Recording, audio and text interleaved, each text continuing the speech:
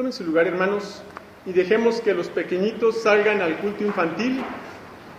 Que no corran más, ahorita está mojado el piso, no se vayan a resbalar. Tengan cuidado. Y pues nosotros nos quedamos aquí como siempre para meditar en la palabra de nuestro Dios. Me da gusto verles a todos, hermanos, a pesar de la lluvia, a pesar de las amenazas de lluvia y ya no amenazas, la realidad de la lluvia, aquí estamos. Que el Señor les bendiga, hermanos. Muchas gracias. Por favor, abran su Biblia en Romanos 5:1, pasaje muy conocido que hasta de memoria podemos decir. Romanos 5:1 dice así: justificados pues por la fe, tenemos paz para con Dios por medio de nuestro Señor Jesucristo. Vamos a orar. Padre Santo, te doy gracias por esta tarde y esta lluvia que has enviado para refrescar la tierra. Te agradecemos, Señor, porque conforme a tu palabra, tú siempre mandas la lluvia con un propósito. Y gracias, Señor, porque aunque a veces a muchos nos puede resultar molesta o incómoda, tus propósitos son superiores, Señor, a nuestros gustos o deseos. Bendice esta agua que ha refrescado la tierra, permite que se pueda aprovechar sabiamente y que no se desperdicie tanta y se vaya al drenaje, sino que podamos como sociedad, como ciudad, Señor, civilizada, hacer acopio de todo este líquido que tú das desde el cielo como bendición, la cual, Señor, nos habla de tantas bendiciones que tú también nos mandas. Te lo agradecemos, Señor, y permite que en esta hora podamos meditar en tu palabra. Habla a nuestros corazones, Señor. Te lo ruego de todo corazón, con toda humildad, suplicándote, Padre Santo, la bendición tuya para este pueblo tuyo. En el nombre de Cristo Jesús. Amén. La justificación. Ese es el título del sermón. Y es el título o el nombre de una doctrina que nosotros en las doctrinas que ostentamos como bautistas tenemos. Una de ellas es precisamente la justificación. Y es importante hablar a veces de cosas como estas, hermanos, porque en el día de hoy celebraremos la Cena del Señor y es importante que una doctrina como esta, que es la número 9, de las 20 doctrinas que nosotros sostenemos como bautistas, nos haga entender que ahora como miembros de la congregación podemos hacer uso de ese derecho que Dios nos da, de ser miembros de una iglesia, de tomar la cena del Señor y de pertenecer al pueblo del Señor, todo como resultado de la justificación. Pero hace muchísimos años, pero muchos, cuando todavía había los reyes, hubo un lugar donde un hombre cometió un grave delito, un grave crimen, y fue condenado a muerte. Hubo mucha gente que se alegró porque aquel hombre iba a pagar sus culpas con su vida. Pero también hubo mucha gente que le pesó en lo más hondo de su corazón. Especialmente una mujer que iba a quedar viuda y varios niños que iban a quedar huérfanos. Aquella mujer, juntamente con sus niños, reiteradas veces estuvo yendo a la presencia de aquel rey y delante de aquel hombre con lágrimas pedía piedad para su esposo. Aquel rey,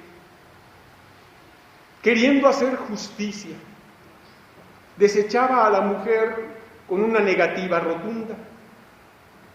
Mas el día que aquella mujer se paró frente a aquel hombre y al lado de sus niños lloraba, le decía: si tú vas a quitarle la vida a mi esposo, termina con la nuestra, porque nos condenas también a lo mismo, sin la ayuda de mi marido, sin el apoyo de aquel que es el sostén de nuestra casa. Y no es que aquella mujer alegara inocencia de su marido, pues aquel crimen que había cometido, lo había cometido en un momento de exceso por el alcohol y la borrachera que se había puesto, pero que por lo regular era un hombre cumplido, era un hombre del común de todos, solo que había tenido pues la desgracia de caer en ese grave error. Cuando aquella mujer al lado de sus niños le decía a aquel rey, quítanos la vida también, nos condenas prácticamente a lo mismo, el rey entonces pudo ver que estaba en su mano hacer una justicia especial.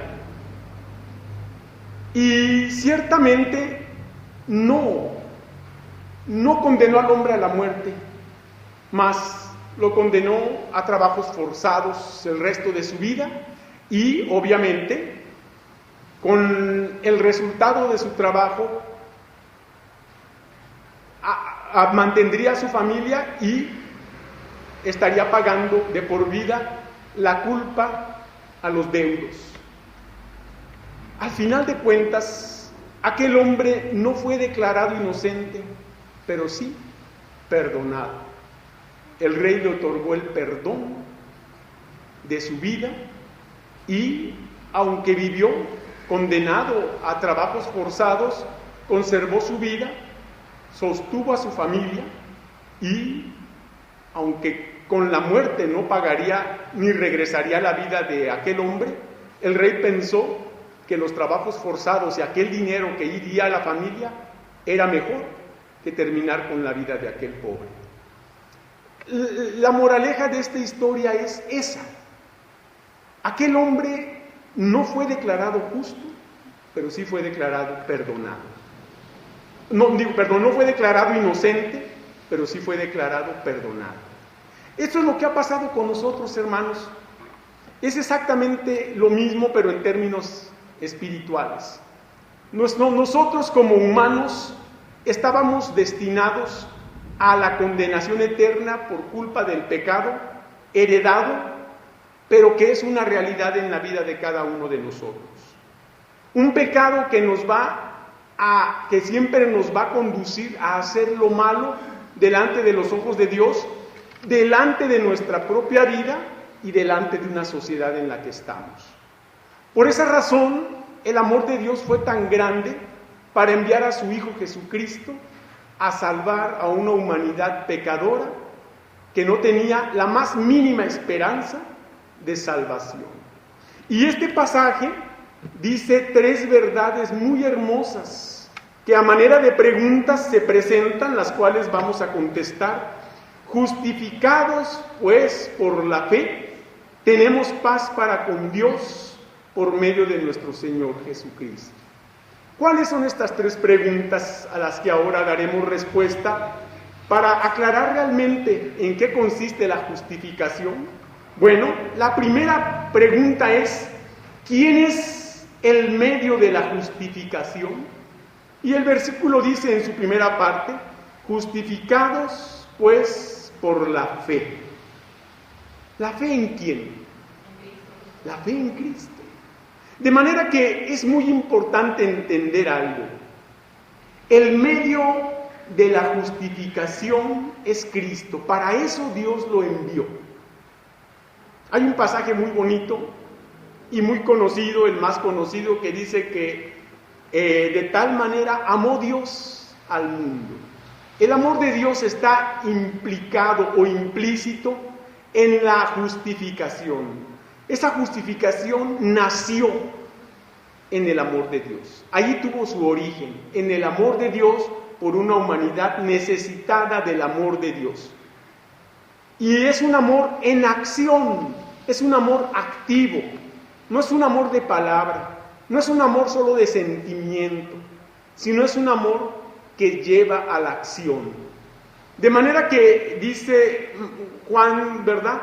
De tal manera amó Dios al mundo que ha dado a su Hijo unigénito, al único, a ese Hijo amado, para salvar a una humanidad perdida en el pecado. ¡Qué contrariedad! ¿Quién sería capaz de entregar a su Hijo para salvar a un montón de delincuentes? Nadie lo haría. Ni siquiera en la peor de las alucinaciones o locuras alguien pensaría esto. Sin embargo, Dios lo pensó. Pero no solo lo pensó, lo realizó. Entregó a su Hijo Jesucristo. Por eso es tan importante, hermanos, el ejemplo que tenemos en Abraham e Isaac. Porque Dios probó a aquel hombre al grado de ponerlo en la situación en donde él mismo, Dios, entregaría a su hijo. Y por eso Abraham tipifica a Dios e Isaac es un tipo de Cristo. Y esos casos, hermanos, quedaron registrados solamente para darnos a entender la grandeza del amor de Dios y demostrado por esa justificación o el medio de la justificación que es Cristo. Justificados, pues, por la fe. Justificados. Cristo es el que nos justifica. Y esa doctrina, por eso cuando hablamos de la doctrina de la justificación decimos, es el gran bien que Cristo otorga a todo aquel que cree en Él. Esa es casi la primera de las varias enseñanzas de la justificación. Es el gran bien, es un bien que no merecíamos, como aquel malhechor que recibió el bien del perdón cuando estaba destinado a morir. Nosotros también, nuestro destino era la muerte, pero el amor de Dios, su infinita bondad se manifestó mediante la justificación que con la entrega de su Hijo nos otorgaría. De manera que, ¿quién es el medio de la justificación? Cristo. Y vean lo que dice aquí mismo Romanos 4, versículo 25. Romanos 4, 25 dice, hablando de Cristo, el cual fue entregado por nuestras transgresiones y resucitado, ¿para qué? Para nuestra justificación. De manera que la justificación tenía este proceso. Primero, ser entregado por nuestros pecados, cargar con la culpa nuestra, y luego, obviamente, la muerte para ser resucitado. Vea nada más el plan perfecto de Dios obrando en la justificación. No somos inocentes, somos perdonados, declarados justificados. Y el que nos declara injustificados no nos declara inocentes, nos declara perdonados por Dios, por el amor de Dios. Alguien ya pagó nuestra culpa, ese fue Cristo. Cristo tomó nuestro lugar en la cruz.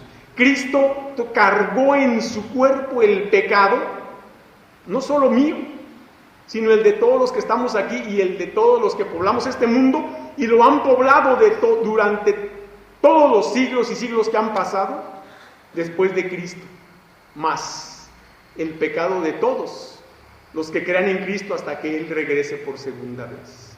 ¡Qué importante! Los alcances de la justificación, hermanos, son insondeables. No los podemos sondear. Son tan grandes, hermanos. Ciertamente entendemos que la gran mayoría de la humanidad va en camino de condenación, pero ¿cuántas multitudes, y dice Apocalipsis, de millares se han salvado? Solo porque han sido declarados justificados. De manera que, ¿quién es el medio de la justificación? Cristo. Cristo, hermanos. Él nos ha justificado. Y gracias al Señor por Cristo Jesús, su Hijo amado, que quiso voluntariamente venir a morir. Él dijo, nadie me quita la vida, yo de mí mismo la pongo. Tengo poder para ponerla y tengo poder para volverla a tomar. Él quiso, hermanos, Dios no lo obligó, Dios no lo forzó, Dios no lo mandó contra su voluntad. Cristo Jesús, en ese grande amor, quiso venir para justificarnos. De manera que Cristo es el medio de la justificación. La segunda pregunta ahí en Romanos 5:1 es: ¿cuál es la condición de la justificación? Bueno, dice que la condición, justificados pues, ¿por qué dice? Por la fe. La fe. De manera que el medio es Cristo, pero la condición, ¿cuál es? La fe.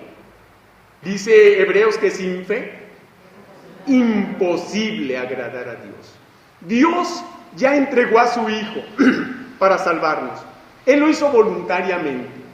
La única manera de agradar a Dios como correspondencia a lo que Él ha hecho es poner nuestra fe en quien Él ha enviado. En una ocasión los judíos, después de haberse atragantado, porque es la palabra, de pan y peces, después de que el Señor multiplicó aquellos 5 panes y esos 2 pececillos, y más de 5,000 hombres, sin contar mujeres y niños, así se atragantaron. Y dispense, la expresión es muy dura, pero es la verdad. Porque dice la Biblia que comieron hasta saciarse, o sea, hasta ya no caberles una borona de pan. Luego buscaron a Jesús. Y no hallándolo, vieron las barcas y fueron rodeando por la ribera hasta hallarle del otro lado. Y dice la Biblia que cuando le vieron, Cristo realmente les dijo por qué lo buscaban.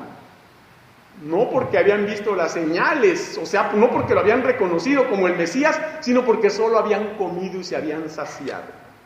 A veces buscamos a Cristo solo por eso, porque sacie las cosas materiales, terrenales. Y no nos importa que sacie lo espiritual. No nos importa que perdone nuestros pecados. No nos importa que nos dé amor por el prójimo. No nos importa que nos dé amor por su obra.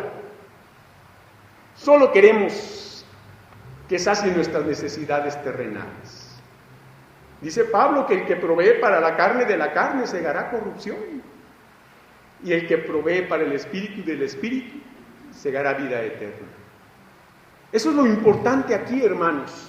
Entonces, ¿cuál es la condición de la justificación? La fe.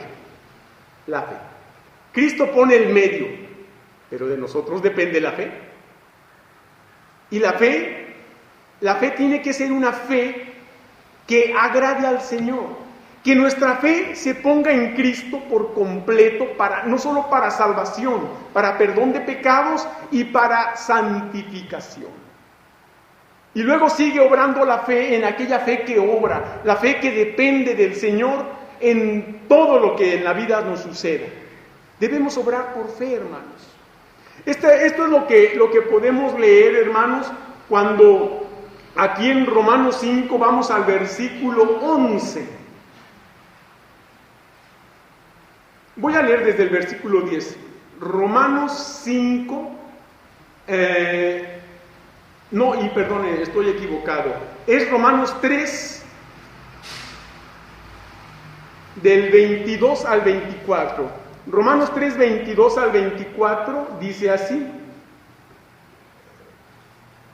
Voy a leer desde el 21. Pero ahora, aparte de la ley, se ha manifestado la justicia de Dios, testificada por la ley y por los profetas. La justicia de Dios por medio de la fe en Jesucristo para todos los que creen en Él, porque no hay diferencia, por cuanto todos pecaron y están destituidos de la gloria de Dios, siendo justificados gratuitamente por su gracia, mediante la redención que es en Cristo Jesús. De manera que vea aquí cómo estamos hablando de esa fe como condición para la justificación. Repito, Dios pone el medio, entrega a su Hijo Cristo. De nosotros está la respuesta, que es la fe, para que esa justificación se consume. Porque aunque Dios envió a su Hijo en propiciación, o sea, en pago de los pecados de la humanidad, no se da en automático. No se da así nada más, ya Cristo vino y murió, el perdón de los pecados se extiende a todos y todos ya somos justificados, de ninguna manera. Él del medio, pero de nosotros depende tener fe. De manera que la gran mayoría de los que estamos aquí ya alcanzamos este beneficio de la justificación. Repito, no somos declarados inocentes, pero sí perdonados. Perdonados, o sea, justificados, pues. Cristo tomó nuestro lugar, Él pagó nuestra deuda. Nosotros no podíamos pagar esa deuda, no podíamos pagar la deuda de nuestro pecado, de nuestra maldad. Por esta razón, hermanos, aquí tenemos algo muy bonito que dice la Biblia, siendo justificados gratuitamente por la gracia mediante la redención que es en Cristo Jesús. Pero importante lo que dice el versículo 22 de Romanos 3, la justicia de Dios por medio de la fe en Jesucristo para todos los que creen en Él. Qué importante, la fe que salva. Tú ya tienes esa fe que salva. Tú ya has disfrutado de la justificación, de ese medio que Dios mandó para justificar tus pecados, que es Cristo Jesús. Ya es una realidad en tu corazón. Qué bueno, porque por eso estás hoy aquí. Por eso estamos aquí, hermanos. De manera que la primera pregunta fue, ¿quién es el medio de la justificación? Cristo. La segunda pregunta fue, ¿cuál es la condición de la justificación? La fe. Pero falta una tercera pregunta.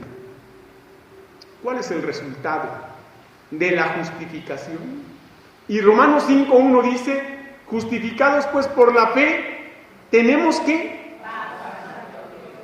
paz para con Dios por medio de nuestro Señor Jesucristo. Paz para con Dios. Qué importante es entender la relación que existía antes de Cristo. Antes estábamos en una relación de rebeldía, de franca rebeldía contra Dios. Contra Dios hemos pecado, hermanos. Contra Dios hemos pecado porque todo pecado es contra Dios. Lo importante de esta paz es obtenerla antes de morir. Y no es una paz que sea por obras. No es una salvación que sea por obras. Y no es una paz que venga por las obras. Es muy triste la condición de la gente que se aferra a las buenas obras para alcanzar la gracia de la salvación. Qué triste. ¿Qué obra puede igualarse a la de Cristo? ¿Qué obra puede satisfacer a Dios como la que hizo Cristo en la cruz? En aquella ocasión que yo les decía que los judíos buscaban a Jesús porque comieron, ellos le dijeron, ¿qué debemos hacer para poner en práctica las obras de Dios? Y fíjense lo que decían, preguntaban correctamente las obras de Dios. ¿Cuáles son las obras de Dios? Bueno, Él les dio un decálogo con 10 obras, por medio de las cuales dice la Biblia que ninguno será justificado por las obras de la ley. ¿Por qué entonces les dio Dios 10 obras a cumplir si no podían cumplirlas? Bueno, Pablo lo dice claramente que la ley fue nuestro ayo para llevarnos a Cristo. El propósito de Dios con la ley era que entendiéramos que por ella no podemos salvarnos, que ninguna cosa buena que yo haga me salva, pero que no hay nadie que pueda hacer en un solo día puras cosas buenas, menos una semana y por supuesto toda su vida peor. Porque también dice Santiago que el que cumpliere todos los mandamientos pero ofendiere en uno, se hace culpable de todos. De manera que, gracias a Dios que la ley no nos salva, pero la ley nos dice cuán imperfectos somos delante de Dios y cuán necesaria era la justificación de Dios por medio de Jesucristo. Por eso estamos diciendo que el resultado de la justificación es la paz con Dios. Primeramente la paz con Dios. La paz de Dios es lo que sigue. La paz tiene un proceso. Primeramente nos ponemos en paz con Dios. Y una vez que ya estamos en paz con Dios, la paz de Dios es una realidad en mi corazón. La paz de Dios me mantiene tranquilo, contento, seguro, confiado en el Señor. La paz de Dios es aquella bendición que Dios da al cristiano para que en medio de la adversidad, para que en medio de los problemas, para que en medio de la tristeza, para que en medio del dolor, para que en medio del rechazo, para que en medio de cualquier adversidad nos mantengamos con una paz, con una serenidad, que inclusive en medio de las agresiones podamos mantenernos con paz, sabiendo que la paz que Dios da no es la del mundo. La paz que el mundo ofrece cuesta. La paz que el mundo ofrece cuesta. Porque en este mundo, para vivir con relativa paz, hay que tener dinero para pagar guardaespaldas, hay que tener dinero para tener de casa una fortaleza cubierta de los más adelantados tecnología, de cámaras de seguridad, de rejas electrificadas, de vivir en una prisión de lujo. Esa es la paz que el mundo ofrece, pero cuesta. La paz que Dios nos da no cuesta un centavo, pero sí costó mucho la sangre de Jesucristo. Pero es una paz inigualable, es una paz que nada ni nadie nos puede arrebatar, es una paz que el cristiano disfruta. La disfrutamos, hermanos. Y a mí me da tanto gusto oír los testimonios de los hermanos cuando dicen que en medio de los problemas, bueno, lo que hicieron fue ponerse a orar y dejarle a Dios el problema y descansaron en el Señor.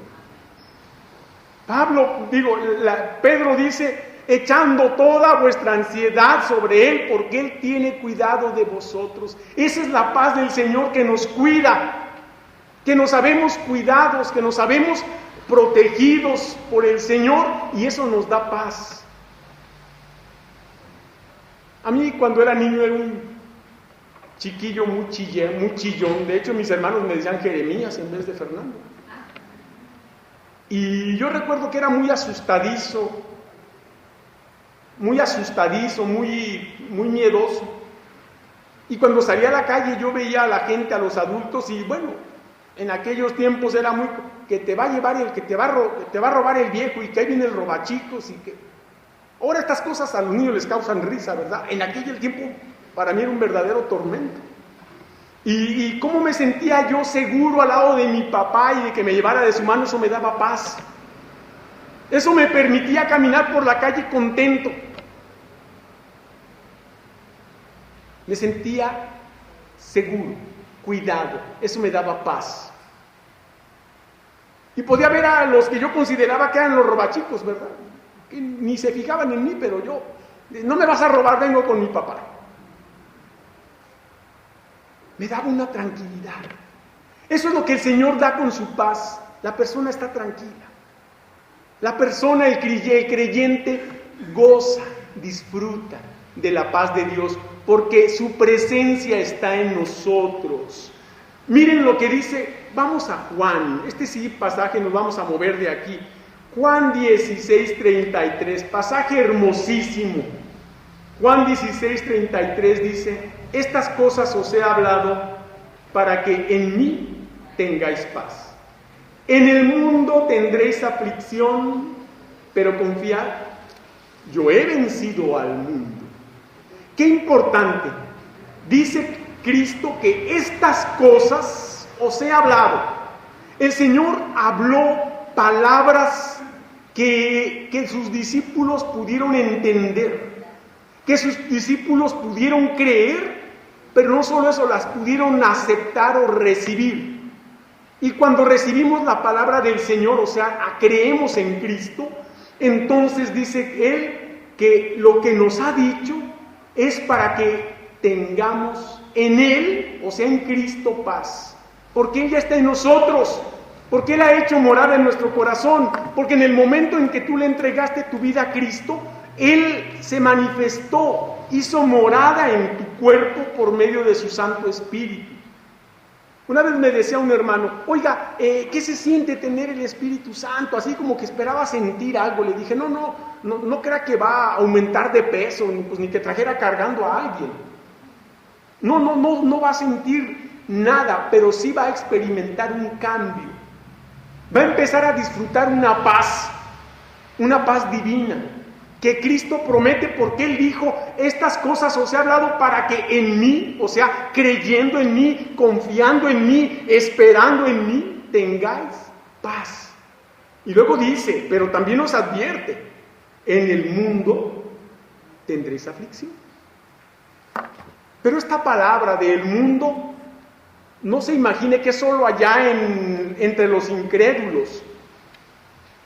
Es en el mundo, literalmente hablando, en la tierra. Y eso incluye también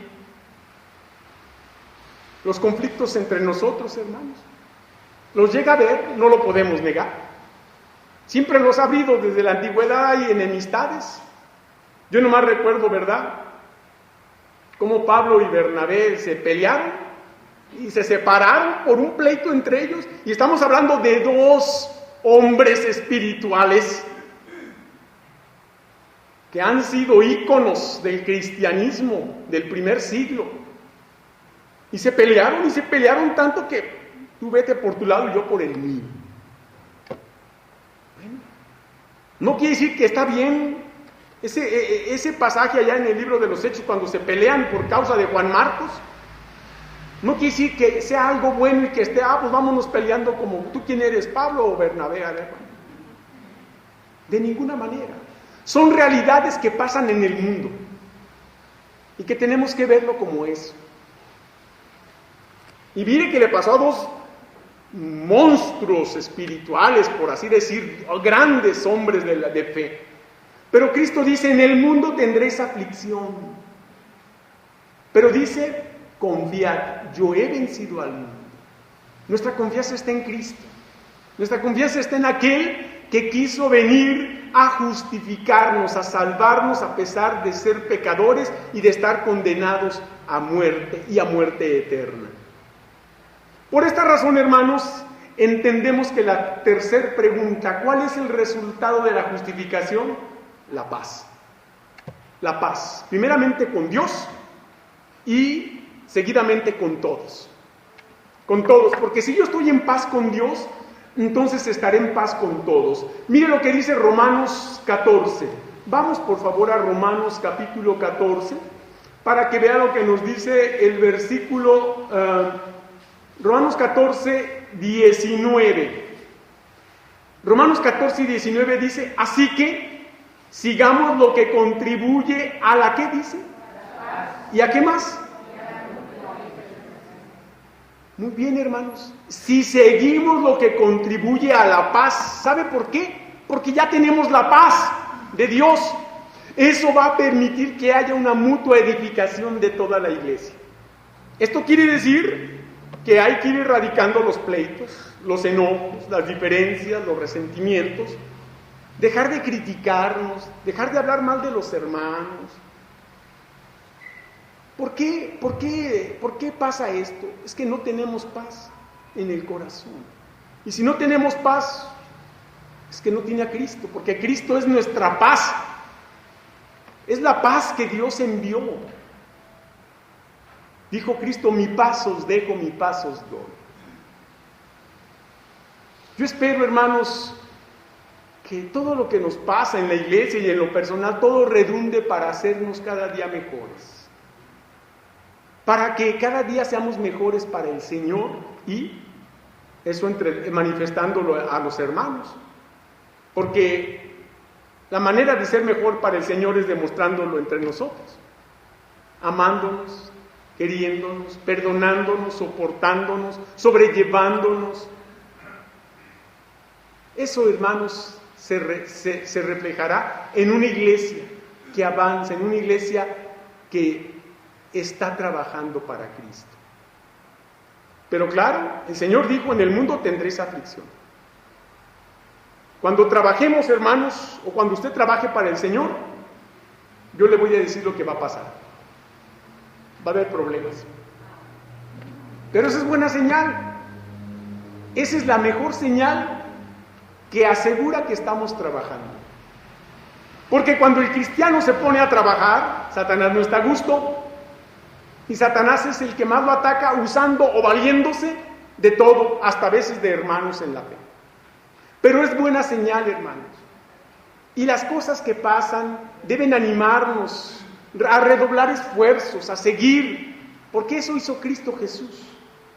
Cuanto más se acercaba a Cristo, a aquel momento culminante de tomar nuestro lugar en la cruz, cuanto más Satanás lo atacaba para que no llegara a ese momento.